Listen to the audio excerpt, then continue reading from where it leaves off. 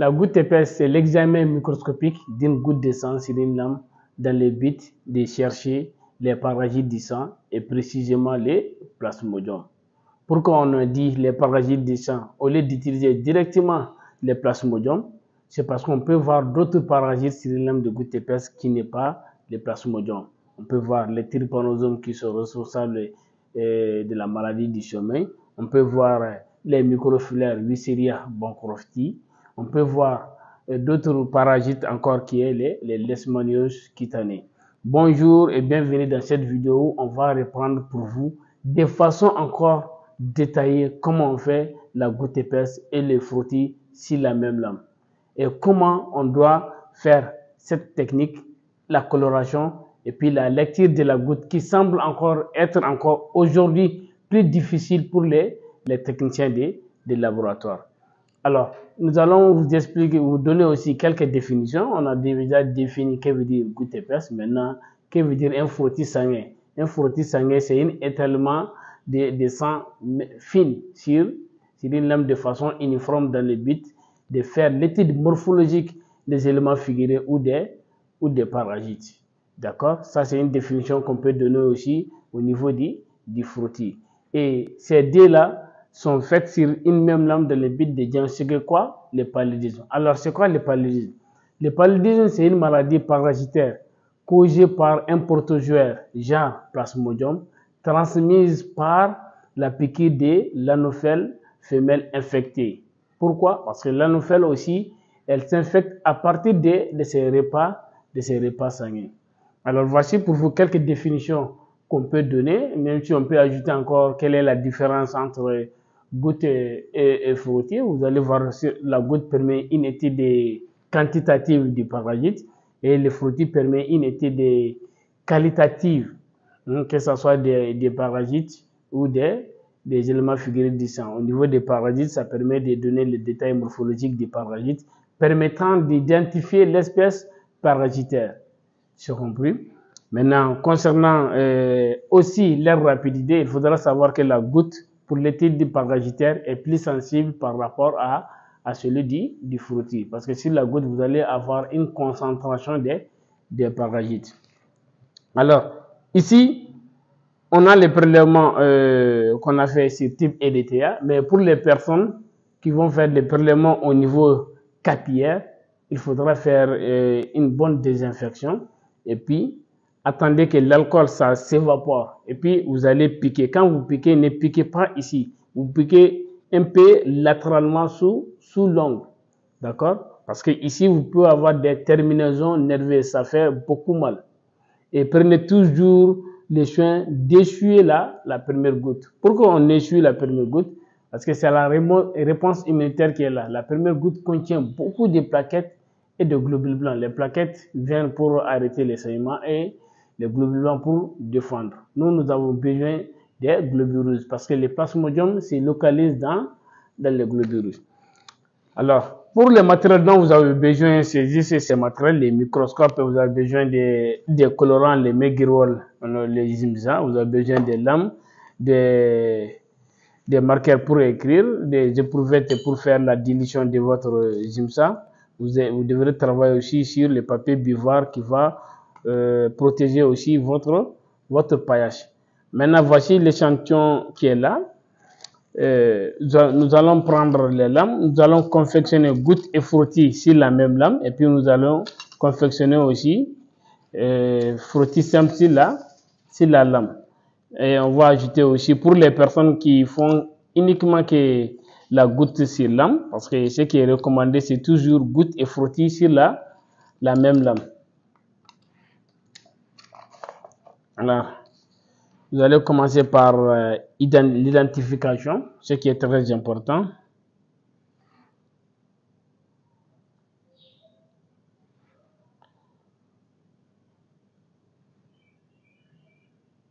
Ça, on va ajouter, on va faire seulement la goutte. Alors, ce qu'il faut savoir ici, les quantités que vous allez prendre pour faire la goutte doivent être plus volumineuses par rapport à celui du frottis. Alors, prenez toujours soin de dégraisser votre lame qui reçoit la préparation. Il faut dégraisser les lames. Maintenant, nous allons utiliser les tubes EDTA. Il faut bien remuer, n'est-ce pas? Il ne faut pas trop secouer pour ne pas émulger les globules rouges. Je vais prendre la pipette. Regardez bien. Je dépose ici une goutte et devant une autre goutte. Ici aussi.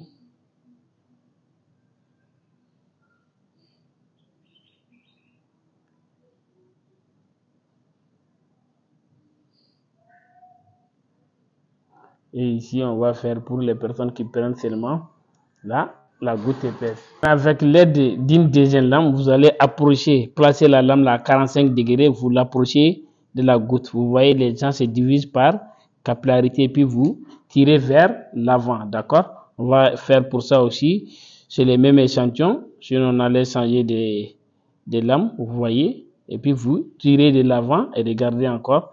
Ici, on va faire seulement frottis simple sur la lame, d'accord? C'est pas par force, il ne faut pas essayer d'appuyer sur la lame, sinon ça va se casser et puis vous allez vous faire couper et vous faire contaminer. Maintenant, regardez ici. Ici, ça c'est pour étaler la goutte. Les mouvements doivent être comme ça, vous voyez, de l'intérieur vers l'extérieur. L'intérieur vers l'extérieur, vous voyez? Vous allez, ces mouvements consistent à liser le globule rouge et à défibriner. D'accord? Parce que la fibrine pourrait être un obstacle qui va cacher les globules rouges, les parasites plutôt. Ici, on revient ici aussi, vous voyez, vous étalez la goutte de l'intérieur vers l'extérieur. C'est ça qu'on appelle mouvement circulaire. D'accord? On écrase les globules rouges et on défibrine. Parce que la fibrine pourrait un peu cacher les globules rouges. Ici aussi, c'est la même chose. Mouvement de l'intérieur vers l'extérieur. L'intérieur vers l'extérieur. D'accord? Et on ne retourne pas à l'intérieur. Vous voyez? Maintenant, on va les laisser sécher. Maintenant, vous voyez goutte et frottis sur la même lame. Vous voyez frottis simple sur les lames. Et ici, nous avons seulement une goutte sur la lame. Maintenant, quelles sont les qualités d'un bon frottis? Un bon frottis doit avoir trois parties. La tête qui est le point de départ de la goutte, le corps et la queue. La queue se termine soit en queue de cheval, soit en queue en flamme de bougie, d'accord, ou queue de poisson. Maintenant, et puis il ne doit pas border la lame. Vous voyez, ne doit pas border la lame, ne doit pas contenir ni des trous, ni des rayures. Ce qui est très important. Vous pouvez remarquer ici, et vous pouvez même lire les caractères à travers les frottis.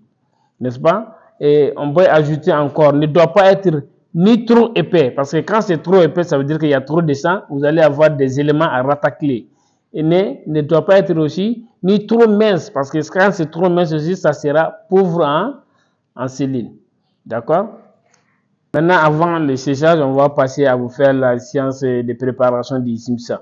J'ai déjà dit que les Zimsa ici, il faut les diluer à 1 dixième. Il y a d'autres dilutions, mais la dilution qui est généralement utilisée, c'est la dilution à 1 dixième. Et la dilution se fait avec de l'eau distillée, d'accord, ou de l'eau tamponnée. Ça veut dire, quand vous prenez les Zimsa, vous allez prendre une mesure du Zimsa contre 9 mesures de l'eau distillée. Par exemple, si vous remplissez ça fait des éprouvettes de 25 ml. Quand vous remplissez 25 ml de Zimsa, vous allez prendre 25 ml 9 fois dans l'eau distillée ou l'eau tamponnée. D'accord? C'est-à-dire quand vous prenez un volume de Zimsa, vous prenez 9 volumes de l'eau distillée ou l'eau tamponnée. Et la stabilité, il faudra, quand vous commencez à faire cette dilution, il faudra attendre après la dilution 30 minutes avant de l'utiliser. Maintenant, je vais compléter avec de l'eau distillée.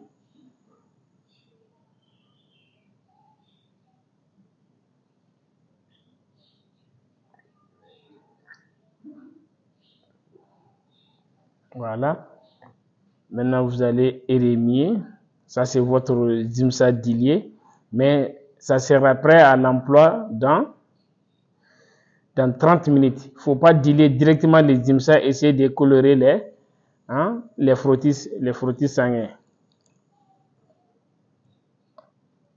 Souvent, prenez le soin de filtrer d'abord votre Zimsa, d'accord? Pour ne pas avoir des granules sur votre lame.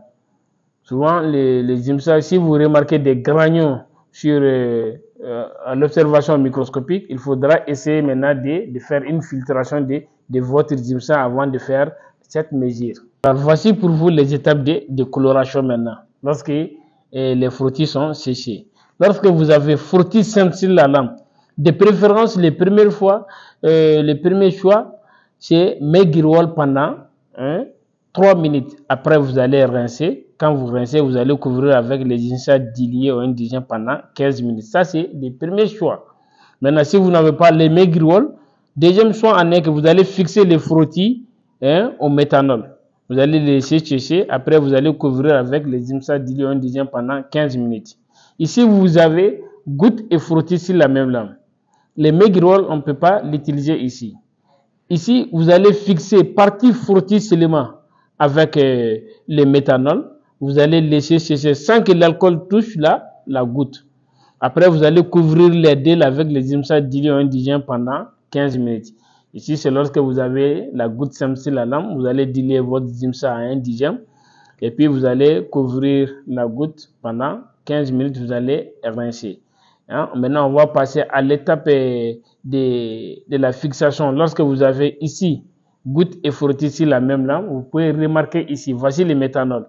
Vous allez fixer comme ça en plongeant et regardez, vous voyez, sans que l'alcool ne touche la goutte. Vous pouvez évaporer comme ça avec un mouvement. Dans le cas contraire, vous allez laisser incliner comme ça la lame pour que l'alcool ne retourne pas sur la goutte. Quand le méthanol va toucher la goutte, ça va se noircir. D'accord? Vous voyez? À un moment donné, ça va s'évaporer. Vous comprenez? On reprend pour vous encore. Voici goutte et frottis. Vous allez plonger les frottis sur le méthanol, dans le méthanol, sans que ça touche la goutte. Vous allez enlever. Vous voyez? Si vous voulez vous laisser incliner comme ça pendant quelques secondes, l'alcool, ça va s'évaporer. D'accord?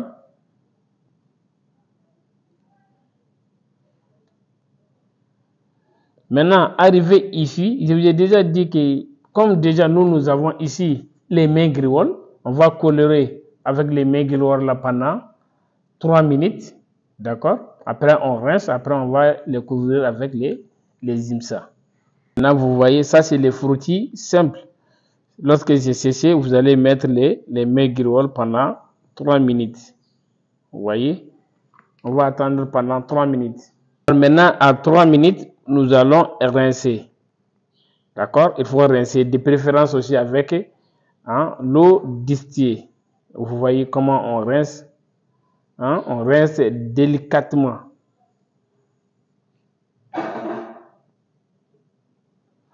Nous allons déposer sur le portoir. On va rincer l'autre lame là aussi. Vous voyez, c'est comme ça que se présentent les frottis après la coloration au maigrirol. Maintenant, on va passer à colorer au Zimsa. Alors maintenant, vous voyez, ici, on les a déjà fixés. On va aussi les ajouter parce qu'on va les colorer ensemble avec les Zimsa.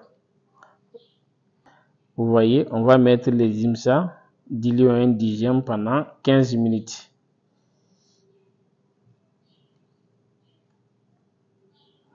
On a commencé d'abord par colorer les lames au maigrirol. C'est parce que le maigrirol prend 3 minutes. Ici, les seuls points communs, vous voyez, toutes les lames là seront colorées au Zimsa. À 15 minutes, nous allons rincer. Ça, c'est la goutte, vous voyez, on va rincer délicatement. Nous allons les rincer. Lorsque vous rincez, vous allez prendre des papiers Kleenex, mettre un peu de l'alcool, les bas de la lame, faites comme ça. Vous voyez, ça rend encore la lame plus propre et ça facilitera aussi la lecture au microscope. Notez toujours les bas de la lame avec du papier imbibé d'alcool. D'accord? Vous voyez comment hein? C'est propre. Alors maintenant, nous allons passer à faire la lecture. D'accord? Pour la goutte et les frottis. Prenez toujours soin du microscope. Et la lecture se fait à l'objectif 100 avec l'huile à immersion. D'accord?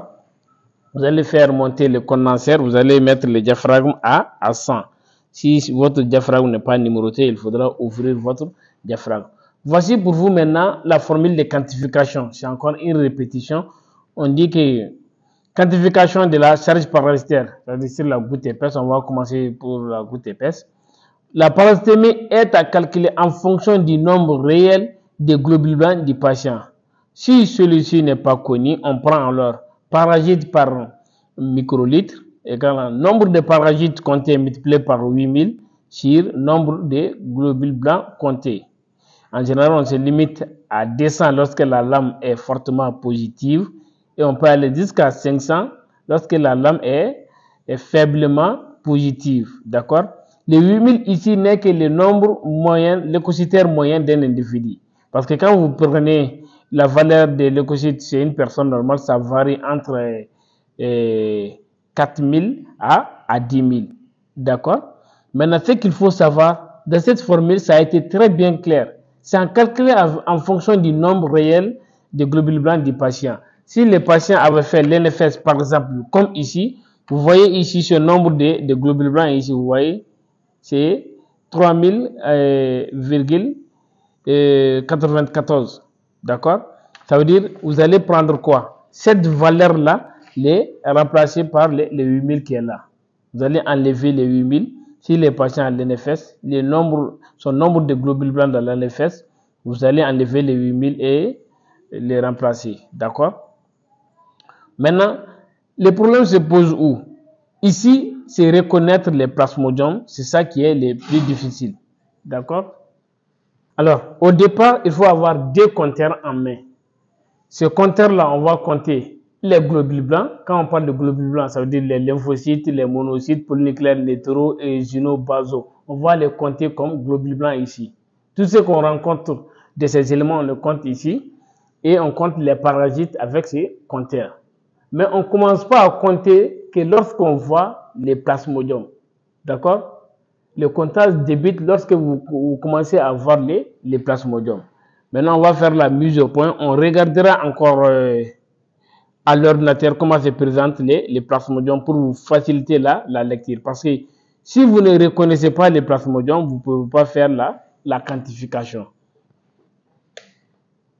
Alors maintenant, voici les champs microscopiques. Tout ce que vous voyez ici, là, on va le compter comme globules blancs, que ce soit égineux ou lympho ou neutro, on va le compter avec ces compteurs. Maintenant, regardez comment se présentent les plasmodiums. Ils n'ont rien à voir avec les polynucléaires et les mononucléaires. Regardez les plasmodiums. Vous pouvez remarquer, vous les voyez. D'accord? Voilà, regardez, tout ça, ce sont des plasmodiums. Vous voyez la tête qui est rosâtre et les restes du cytoplasme, n'est-ce pas? Vous pouvez les remarquer en forme de points-virgules. Et regardez, tout ça, ce sont des plasmodiums. Alors, nous allons compter les plasmodiums qui est dans ces champs et passer dans d'autres champs. Ici, nous avons eu 1, 2, 3, 4, 5, 6 globules blancs. On compte 6 globules blancs. Et puis, on compte le nombre de parasites pour passer dans d'autres champs. On continue toujours, on a changé de sang. Vous remarquez encore les plasmodiums qui sont là, mais on a un seul globule blanc. On va compter les globules blancs ici et puis on continuera de compter le nombre de parasites ici. Vous remarquez comment se présentent encore les plasmodiums. Ça, c'est la forme des lignes, comme vous les remarquez. Vous voyez. On va compter le nombre de plasmodiums et puis on va passer dans d'autres champs. Ici, vous voyez, on va compter dans ces champs-là aussi. Et regardez, 1, 2, 3 globules blancs.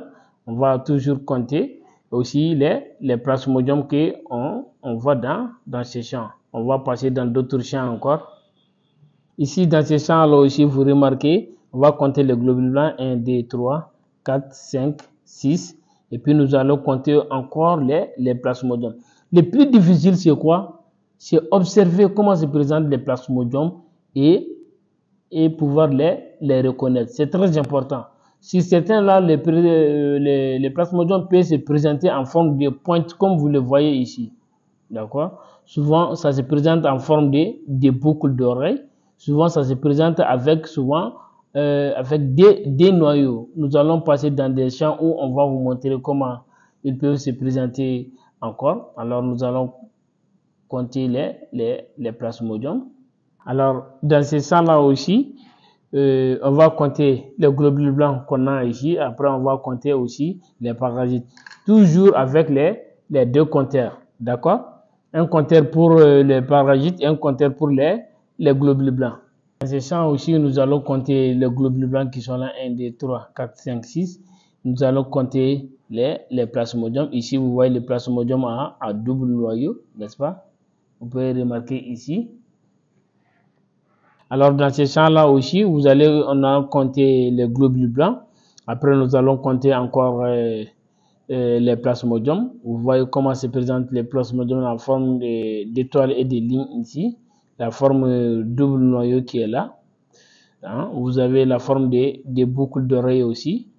Et vous avez même la forme des pointes. Il faudra reconnaître la forme des plasmodiums sur les lames de gouttes épaisses, comme je vous ai montré dans d'autres vidéos. Maintenant, arrivé à 200 globules blancs avec les compteurs, on va arrêter. Voici d'où vient ces 200 qui est là. Alors, le nombre de parasites qu'on a eu, on a eu 2550 multiplié par les 8000.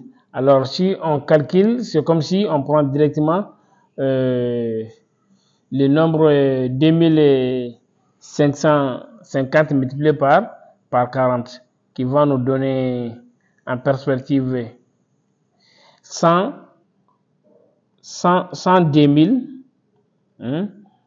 000 parasites par microlitre. D'accord?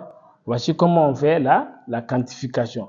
Si la lame était faiblement positive, nous allons aller jusqu'à 500 globules blancs. Alors, lorsque votre compteur de globules blancs arrive à 200, voici d'où vient ces 200 là. Le nombre de parasites que vous avez eu, vous l'écrivez en haut. Vous multipliez par 8000 qui est le nombre de leucocytaires moyen d'un individu.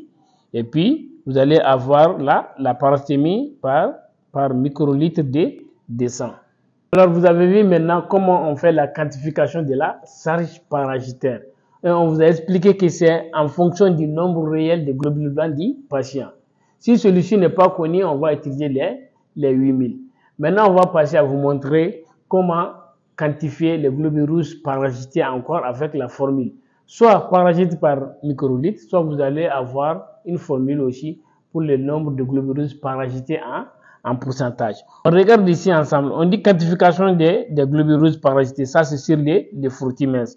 On dit le nombre de globules rouges parasités est à calculer en fonction du nombre réel de globules rouges du patient. Si cette valeur n'est pas connue, on prend alors globules rouges parasités par microlitre égale à nombre de globules rouges parasités multiplié par 5 millions sur 20 champs multiplié par 250. Ici, c'est le nombre moyen de globules rouges d'un individu qu'on a utilisé ici. Les 20 champs, ce sont les 20 champs qu'on va compter ici dans le microscope. Et les 250, là, ça veut dire que dans un seul champ, il faut avoir au minimum 250 globules rouges. C'est-à-dire qu'on va faire le comptage sur 20 champs. Et dans chaque champ, on va avoir au minimum 250 globules rouges. Ça, c'est le nombre de globules rouges parasités par microlitre. Si nous voulons aussi, nous allons avoir cette quantification en pourcentage. Là-bas, vous allez prendre le nombre de globules rouges parasités comptés multiplié par 100 sur le nombre de globules rouges sains. Et en général, on se limite à 5000. Vous voyez, même ici, quand vous multipliez 20 par 250, ça va vous donner en réalité 5000. D'accord? Ça, c'est la quantification en fonction des globules rouges du patient. Ça, c'est en fonction des des pourcentages. Ça dépend de quelle formule vous voulez utiliser.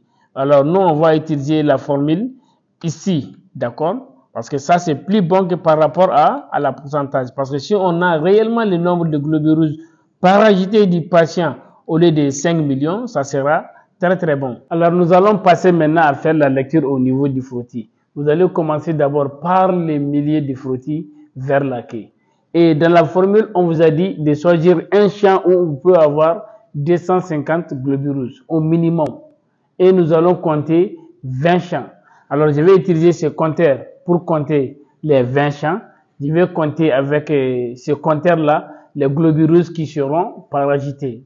Ça veut dire les globules rouges à l'intérieur desquels on va observer les plasmodiums. D'accord?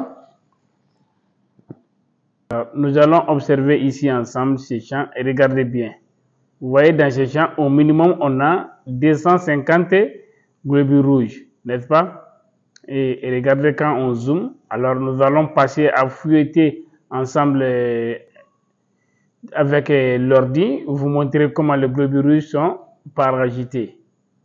Alors, regardez dans les champs ici, vous voyez, voici un globule rouge paragité. Je vais compter un champ et puis dans ce champ-là, j'ai vu un globule rouge paragité. Je vais compter ce globule rouge paragité aussi et puis je passe dans d'autres champs. Ici aussi, dans ce champ, vous pouvez remarquer ici, vous voyez, et le plasmodium qui est à l'intérieur du globule rouge. Je vais compter ce globule rouge paragité et ça c'est le deuxième champ. Ici aussi vous voyez, voici un globule rouge paragité ici. Ça c'est le troisième champ. Je vais continuer encore. Ici aussi le quatrième champ. Regardez ici aussi vous avez un globule rouge paragité. On compte encore. Ici vous voyez dans ce champ on a 1, 2, 3, 4 globules rouges paragités. On compte encore. Ici aussi vous voyez on a 2 globules rouges paragités ici, on continue à compter. Alors, arrivé maintenant à 20 champs, on va faire les calculs. On va écrire ici les 20 champs qu'on va multiplier par 250. 250, ça veut dire c'est le nombre de globules rouges moyens qu'on a par champ. Et nous, on a eu 50 globules rouges paragités. On va ajouter les 5 millions. N'est-ce pas? Alors, ici, ça va nous donner 20 multiplié par 250, ça va nous donner 5000. Si on divise 5 millions par 5000, ça va nous donner 1000. C'est comme si on prend directement 50 multiplié par 1000 qui va nous donner 50 000 globules rouges paragités par microlitre de sang. Dans le cas contraire, vous allez calculer ça en fonction des pourcentages ici, d'accord? Si vous voulez avoir le nombre de globules rouges paragités en pourcentage, vous pouvez les calculer. Vous allez compter le nombre de globules rouges paragités multiplié par 100 sur le nombre de globules rouges sains. Ça veut dire là-bas aussi, c'est la même chose qui va se passer. Si vous voulez, vous allez avoir 250 globules rouges par champ, vous allez vous limiter à 20 si vous voulez. Dans le cas contraire, si vous avez 100 globules rouges par champ, il faut aller jusqu'à 50 globules rouges. D'accord? Voici pour vous les deux formules de quantification, que ce soit pour la goutte épaisse et sur les frottis. Sur la goutte épaisse, vous allez calculer le nombre de plasmodiums en rapport avec le nombre réel de globules blancs du patient. Mais sur les frottis, vous allez faire une quantification des globules rouges paragités. Et nous allons continuer encore pour vous montrer d'autres étapes du plasmodium qu'on peut voir qu'il faut signaler lors de la retransmission. D'autres étapes du plasmodium, que ce soit les gamétocytes et les fusions qu'on peut rencontrer sur une lame de goutte épaisse, qu'il faudra forcément signaler leur présence.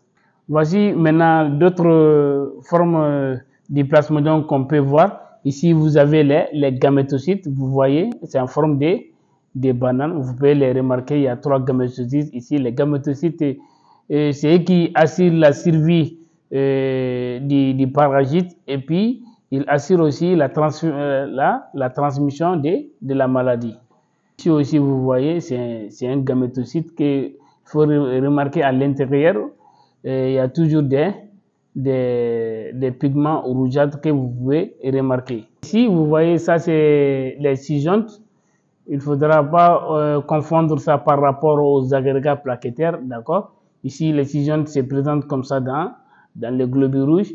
Si vous voyez ces deux éléments-là, ces scissiontes, ce sont des formes qui sont rares à voir, mais par rapport aux gamétocytes, ça, on le rencontre très généralement sur une lame de goutte épaisse.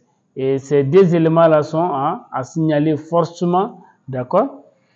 Ici, vous voyez, c'est un agrégat plaquettaire. C'est ça qu'on appelle les agrégats plaquettaires qu'il ne faut pas confondre par rapport aux scissiontes.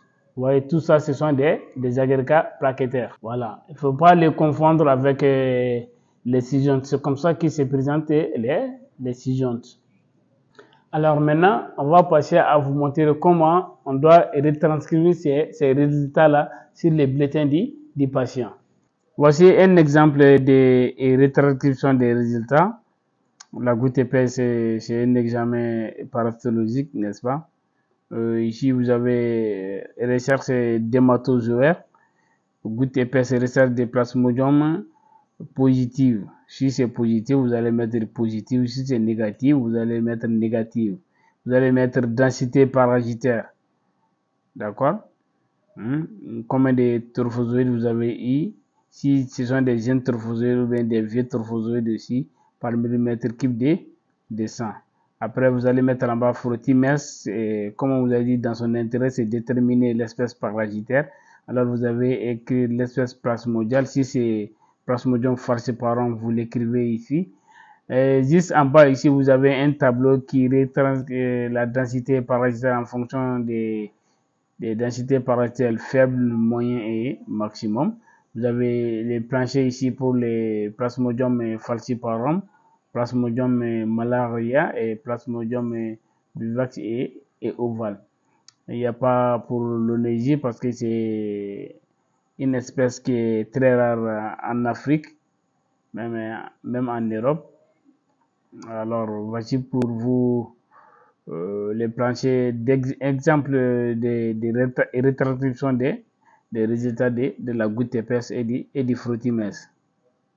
Ce que nous pouvons ajouter ici, lorsque vous remarquez les planchers des différentes espèces selon la charge parasitaire, l'espèce falciparum est l'espèce la plus dangereuse, la plus virulente, même au niveau des temps d'incubation, il a les temps les plus courts. Aujourd'hui, c'est l'espèce qui cause beaucoup de morts par rapport aux autres espèces plasmodiques. Alors, vous avez vu la retranscription des résultats sur les bulletins du patient. Ici, la goutte épaisse qui reste encore l'examen le plus utilisé dans le cadre du diagnostic du paludisme. Savoir reconnaître les plasmodiums est très important. Et les erreurs de quantification vont amener les erreurs de l'échec thérapeutique pour la prise en charge. Ici, avec les tests comme les tests rapides, on va parler après sur les tests rapides pour le diagnostic du paludisme. Ces tests ne peuvent pas être utilisés pour le suivi du traitement.